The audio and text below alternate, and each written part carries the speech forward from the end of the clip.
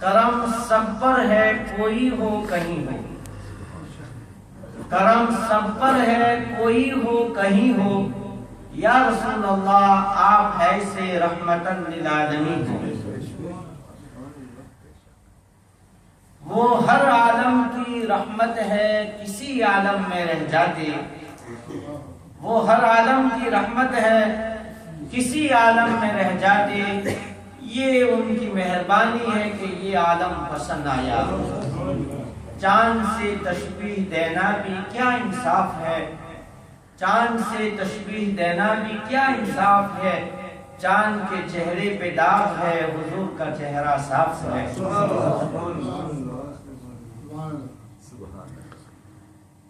برادران اسلام، ماہ ربیع الاول شریف کا یہ مہینہ رواں دواں ہے۔ عشاق مصطفیٰ، عاشقان رسول، محبان رسول اس مہینے میں کبھی تو سرکار کے حسن و جمال کا بیان کرتے ہیں، کبھی سرکار کے جود و نوال کا بیان کرتے ہیں،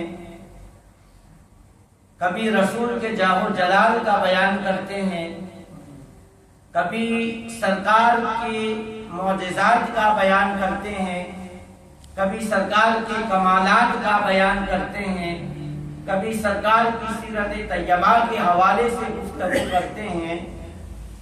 آقا دو عالم صلی اللہ علیہ وآلہ وسلم کی شان میں مدح سرائی یہ عاشقان مصطفیٰ کا، محبان رسول کا شیوا رہا ہے اور قیامت تک یہ رہے گا۔ سبحان اللہ، سبحان اللہ۔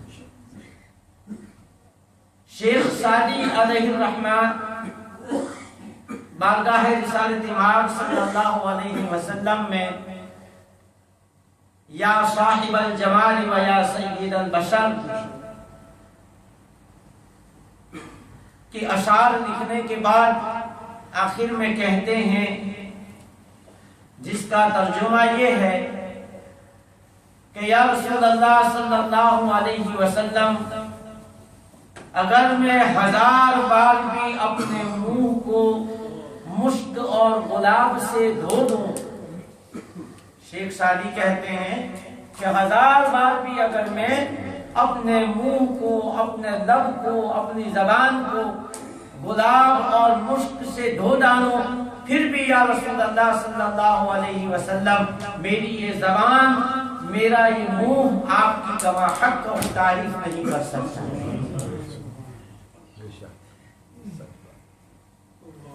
تو آج بات کرنی ہے سرکار کے حسن و جمال کی۔ سبحان اللہ، سبحان اللہ۔ کیوں بات کرنی ہے وہ آگے چل کے بیان کرنا۔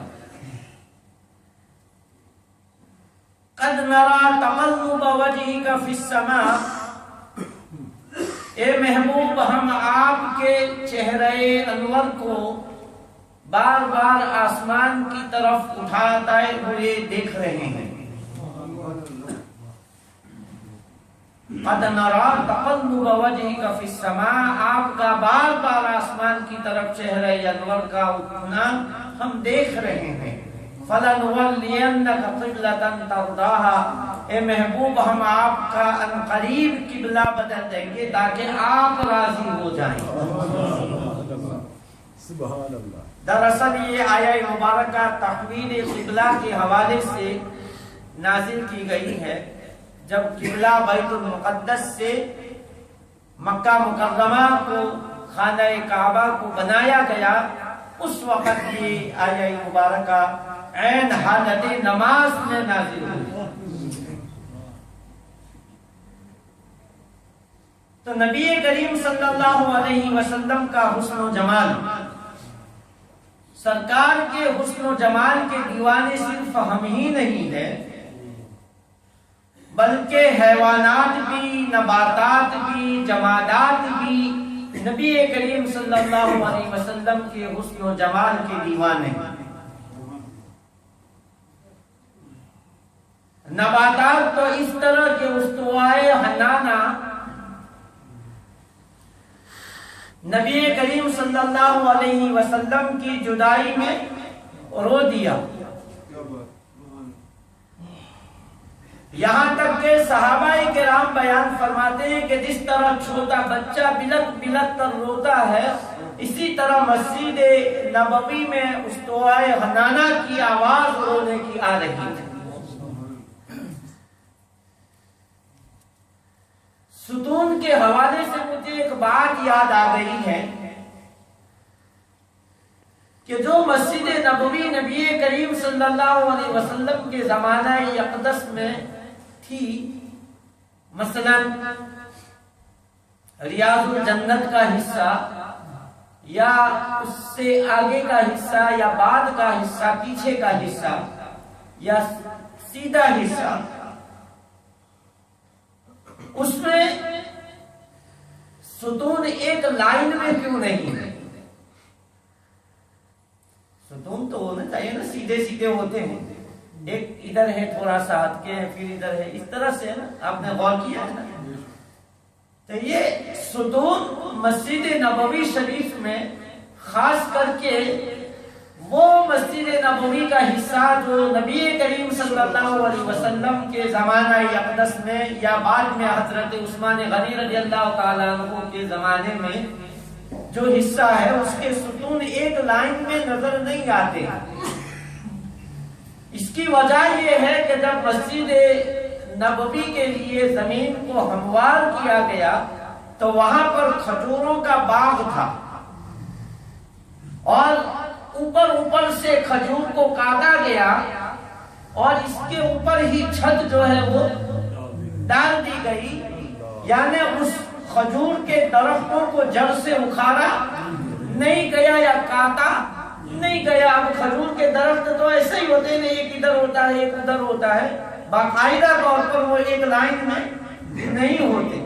تو نبی کریم صلی اللہ علیہ وسلم نے اس کو اوپر سے کٹوا کر کے چھت ڈلوا دی، اور حضرت عثمان غنی رضی اللہ تعالیٰ عنہ نے بھی اسی کو برقرار رکھا، اور اگر اس درخت کو یا جڑ کو اگر کاٹنا بھی ہوا تو جو ستون آپ نے بنوایا وہ اسی جگہ پر بنایا جہاں پر نبی کریم صلی اللہ علیہ وسلم نے کھجور کے درختوں کو ستون بنایا۔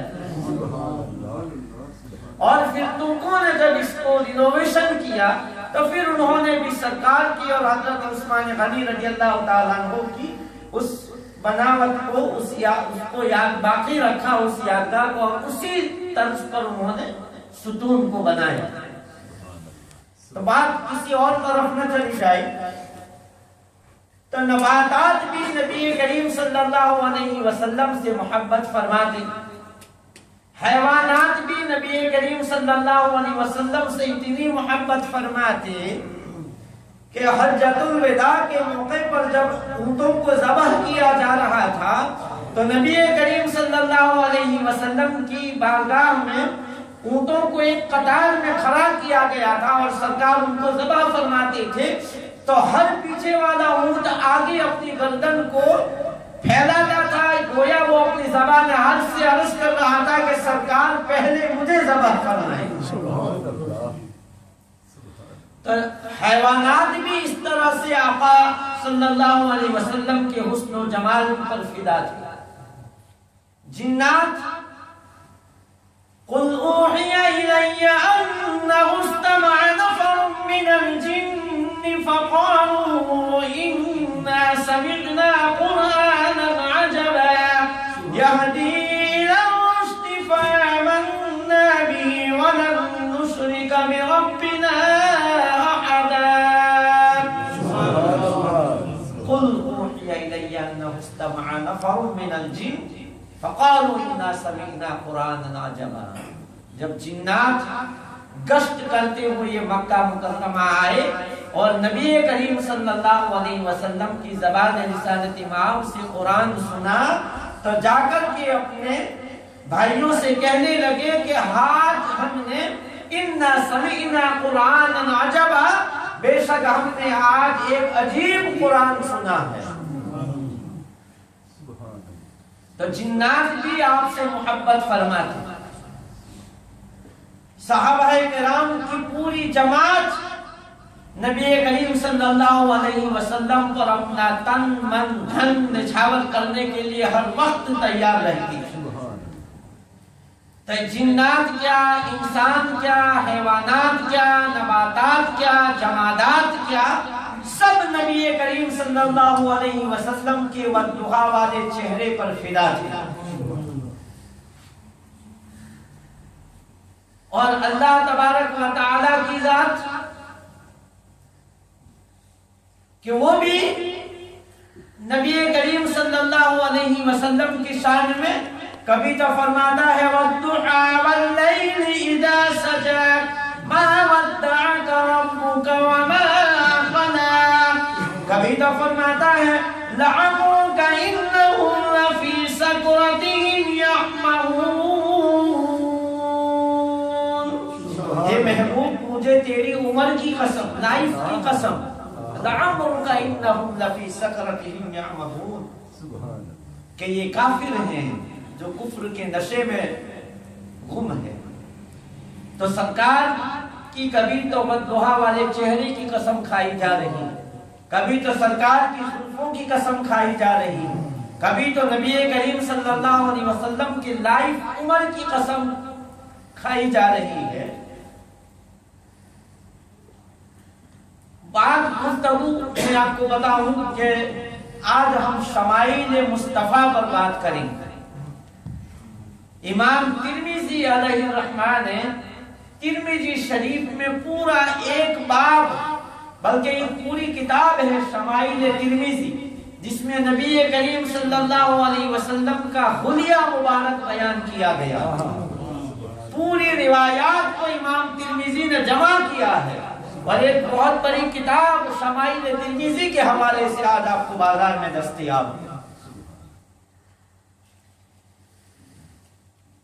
तो न सरकार के हुस्न जमाल का बयान क्यों होना चाहिए, क्यों सरकार के हुस्न जमाल की बातें करनी चाहिए? सबसे पहली वजह यह है कि जिक्र महबूब कम नहीं वस्ले महबूब से, यानी महबूब का जिक्र करना भी महबूब के साथ मुलाकात करने के बराबर है। तो गोया आज हम जमाल मुस्तफा की बात करेंगे, हुजूर के हुस्न जमाल की बात करेंगे, आका सल्लल्लाहु अलैहि वसल्लम के वद्दुहा वाले चेहरे की बात करेंगे, सरकार के सरापा हुलिये की बात करेंगे, ताकि हम अपनी जगह पर बैठकर नबी करीम सल्लल्लाहु अलैहि वसल्लम की बारगाह में न सिर्फ हाजिरी दें बल्कि सरकार से मुलाकात के बराबर। जिक्र महबूब कम नहीं वस्ले महबूब से। और दूसरी बात कि जब आपकी आंखों में सरकार का हुस्न समाया होगा, सरकार का सरापाए अक़दस का जिक्र आपने सुना और आपने अपने जहन में उसको बिठा लिया, तो जब सरकार का हुस्न जमाल आपके दिलो दिमाग में बैठ गया तो फिर उसके बाद किसी का हुस्न जमाल आपकी आंखों को चकाचौंध न कर सकेगा। सुभान अल्लाह। अल्लाह और उसके रसूल का हुस्न जमाल, अल्लाह के रसूल का हुस्न जमाल, सरकार का मुशाहिदा हर वक्त आप करते रहेंगे कि मेरी आका के दंदान मुबारक ऐसे थे, मेरी आका के मुँह मुबारक ऐसे थे, मेरे आका की आंखें मुबारक ऐसी थी, मेरे सरकार के कान मुबारक ऐसे थे, मेरे सरकार का कद ऐसा था, मेरे नबी सल्लल्लाहु अलैहि वसल्लम के हाथ मुबारक ऐसे थे, भवें मुबारक ऐसी थी, ज़बान मुबारक ऐसी थी। जब सरकार का सरापा हुस्न जमाल आपकी निगाहों में होगा तो फिर कोई जज न सकेगा आपकी निगाह में। ये दो बातें जो आज के इस बयान की लबे लुबाब ने आपको निचोड़ आप हज़रात के सामने बयान किया। अब सबसे पहले तो रुखे अनवर से हम गुफ्तगू शुरू करेंगे, शायद इसी पर आज की गुफ्तगू खत्म हो जाए। इमाम अहले सुन्नत क्या फरमाते हैं? सुभान अल्लाह। है कालाम इलाही में शम्सु तुहा, तेरे चेहरे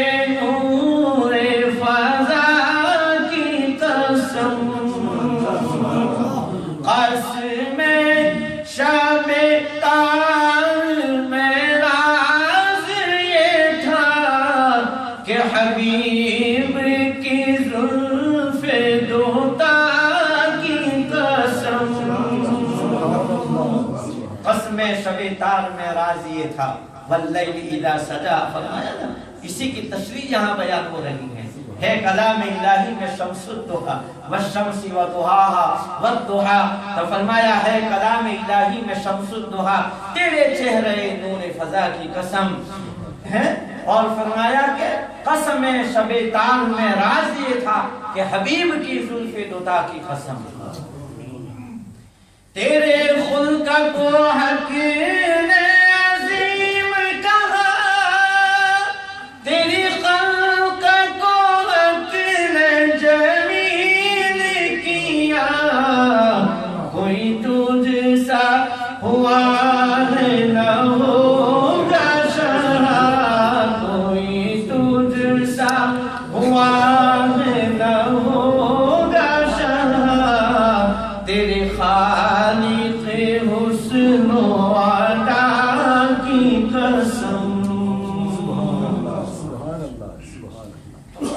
आला हज़रत के शेर से गुफ्तगू का आगाज करते हैं। सबसे पहले हम बात करते हैं बचपने से। हजरत हलीमा सादिया रज़ियल्लाहु ताला अन्हा बयान फरमाती हैं कि मैं जब नबी करीम सल्लल्लाहु अलैहि वसल्लम को अपने घर लेकर के आई और मैंने नबी करीम सल्लल्लाहु अलैहि वसल्लम को कपड़े में लपेटे हुए थी, सरकार दो आलम सल्लल्लाहु अलैहि वसल्लम मेरे घर तशरीफ लाते ही नींद की आगोश में चले गए। मैं बार बार नबी करीम सल्लल्लाहु अलैहि वसल्लम को देखने के लिए कमरे में आया करती थी। कपड़ा कुछ नबी करीम सल्लल्लाहु अलैहि वसल्लम के चेहरे पर आ गया। बच्चों के सोने में कपड़े चेहरे पर आ जाते हैं, तो कपड़ा कुछ चेहरे पर आ गया। मैंने सोचा कि अगर मैं हटाऊं तो कहीं ऐसा न हो कि ये जाग जाए। मैंने आहिस्ता आहिस्ता सरकार के चेहरे से कपड़े को हटाया। मैं क्या देखती हूँ कि नबी करीम सल्लल्लाहु अलैहि वसल्लम की आंखें तो बंद हैं, लेकिन आपके लब मुस्कुरा रहे हैं। सरकार मुस्कुरा रहे थे और सरकार के मुस्कुराते हुए मुझे गोया ऐसा महसूस हुआ कि चांद मेरे घर में उतर आया है। ये बचपन का बयान है। हजरत हलीमा सादिया फरमाती है कि मुझे ऐसा महसूस हुआ कि चांद मेरे घर में आ गया है, उतर आया है। तो हजरत हलीमा सादिया ने सरकार के चेहरे अनवर को चांद से तशबीह दिया। हजरत जबीर बिन मुतअम रज़ियल्लाहु ताला अन्हु, ये जबीर बिन मुतअम कौन थे? ये मक्का के सरदार थे और आदमियों के दरमियान झगड़ों में ये फैसले किया करते थे। मक्का के सरदारों में उनका शुमार, 4 बंदों में इनकी बात को सुनी जाती थी, उनकी बात पर अमल किया जाता था। हदीस मुबारका में है कि नबी करीम सल्लल्लाहु अलैहि वसल्लम ने जिन 4 मक्का के लोगों के लिए ईमान की ख्वाहिश जाहिर फरमाई थी कि काश ये लोग ईमान ले आए, उन 4 में हजरत जबीर बिन मुतअम रज़ियल्लाहु ताला अन्हु भी थे। सुभान अल्लाह, सुभान। और ये जबीर बिन मुतअम है रज़ियल्लाहु ताला अन्हु कि जब बदर के कैदी मदीना मुनव्वरा गए तो ये बदर के कैदियों को छुड़ाने वालों में से थे। सरकार के साथ उस वक्त वो ईमान नहीं लाए थे, नेगोशिएशन के लिए ये गए थे। तो जब मक्का मुकर्रमा से ये मदीना मुनव्वरा गए तो नबी करीम सल्लल्लाहु अलैहि वसल्लम ने फरमाया कि ए जबीर, तुम्हारे वालिद मुतअम अगर जिंदा होते और वो अगर मेरे पास आते तो मैं बगैर कोई कंडीशन के सबको रिहा कर देता। क्योंकि कंडीशन थी ना कि ये या तो फिदिया दे या मदीने के 10 बच्चों को ये पढ़ाएं, पढ़ना लिखना सिखाएं, तो कंडीशन थी। तो उन कंडीशन पर उनको छोड़ा जा रहा था। लेकिन क्या फरमाया कि तुम्हारे वालिद अगर मुतअम जिंदा होते और वो मेरे पास आ गए तो बिना कंडीशन के, बगैर शर्त के मैं सबको छोड़ देता। یہ کیوں فرمایا تھا؟ میں تاریخ اور حدیث اور سیرت کے حوالے سے بتاتا ہوں چلو کہ یہ مطعم ان کے والد بھی جبیر کی طرح مکہ کے سرداروں میں سے تھے، اور مکہ کے کافر جب ایک مرتبہ وہ اپنی زبان سے کوئی فیصلہ کر دیتے تھے تو کسی کی ہمت نہیں ہوتی تھی کہ ان کے فیصلے کو بدلا سکے۔ جب نبی کریم صلی اللہ علیہ وسلم کو اور آپ کے خاندان بنی ہاشم کو شعب ابی طالب میں 3 سال تک قید کیا گیا تھا، تو نبی کریم صلی اللہ علیہ وسلم اور آپ کے خاندان کو شعب ابی طالب سے باہر نکالنے والوں میں سب سے پہلے جبیر بن مطعم تھا۔ انہوں نے آواز بلند کی تھی اور ایک طرف سے ابو جہل کے ساتھ بغاوت کرنے پر اتر آئے تھے۔ یہاں تک احیاء حدیث کی کتابوں میں کہ ابو جہل نے جب منع کیا تو آپ خانہ کعبہ کے پاس ابو جہل کو مارنے کے لیے تیار ہو گئے۔ آخرکار مکہ کے کافروں نے اس بات کو مان لیا کہ شعب ابی طالب سے سرکار کو اور خاندان کو نکالا جائے۔ تو ایک تو یہ احسان تھا، اور دوسری بات جب سرکار طائف تشریف لے گئے تو اب جب طائف تشریف لے گئے تو اہل مکہ سرکار کو مکہ میں داخل نہ ہونے دیتے تھے، فرماتے تھے کہ اب مکہ سے باہر ہی رہو، جہاں رہنا ہو رہا، مکہ میں انٹر نہیں ہو سکتے۔ یہی جبیر کے والد مطعم تھے، اور خانہ کعبہ کے پاس یہ کھڑے ہو گئے اور کہا کہ میں نے محمد عربی صلی اللہ علیہ وسلم کو پناہ دی ہے، جس کسی کی ہمت ہو محمد کو مکے میں آنے کے لیے۔ تو یہ ایسے احسان تھے، تو اس احسان کے بنا پر حضور نے فرمایا کہ تمہارے باپ اگر مطعم زندہ ہوتے اور میں ان کو اگر وہ آتے سفارش لے کر تو بغیر کنڈیشن کے میں ان کو رہا کر دیتا۔ تو یہ جبیر جب ایمان دے آتے ہیں نبی کریم صلی اللہ علیہ وسلم کے حلیہ مبارکہ کے بارے میں جب ان سے پوچھا جاتا ہے تو فرماتے ہیں کہ نبی کریم صلی اللہ علیہ وسلم جب خوش ہوتے تھے تو ایسا لگتا تھا جیسے چاند کا ٹکڑا ہے جو زمین پر اتر آیا۔ تو حضرت حلیمہ سعدیہ نے کہا کہ چاند میرے گھر میں جیسے اتر آیا، جبیر بن مطعم نے کہا کہ جیسے چاند کا ٹکڑا ہے جو اتر آیا۔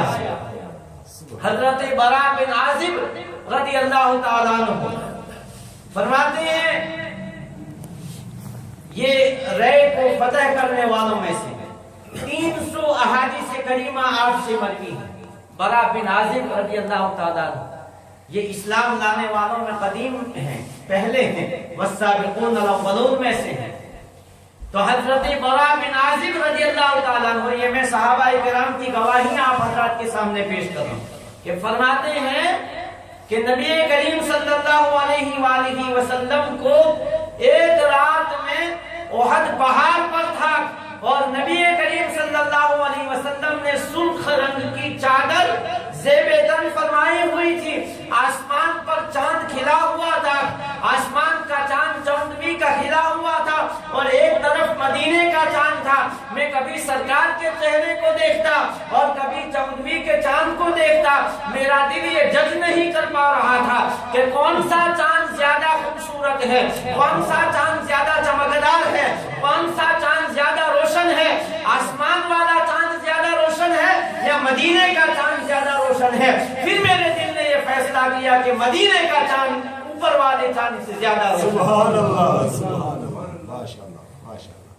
تو انہوں نے چودھویں کا چاند کہا، چودھویں کا چاند، اور اس سے بھی زیادہ بیان فرمایا کہ چودھویں کے چاند سے بھی زیادہ روشن ہے۔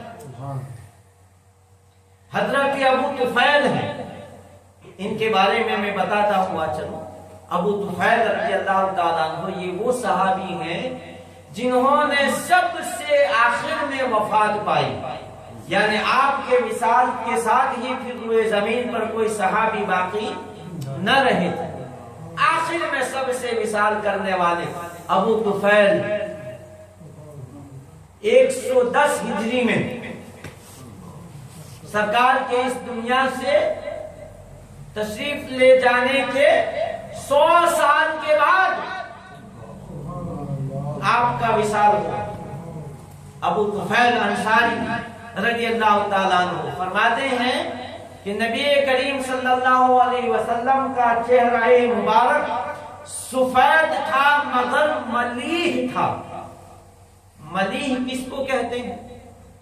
ملیح ملح سے بنا، نمکین۔ یہاں نمکین کیوں کہا، ملیح کیوں کہا؟ کہ کڑوی چیز تو آپ کھا نہیں سکتے، میٹھی چیز زیادہ کھا نہیں سکتے، تیز مسالے والی چیز بھی زیادہ نہیں کھا سکتے، لیکن نمکین چیز آپ سب سے زیادہ کھا سکتے ہیں باقی چیزوں کے مقابلے میں۔ جو نمکین چیز ہو وہ آپ کھاتے رہتے ہیں، آپ کا دل نہیں بھرتا ہے۔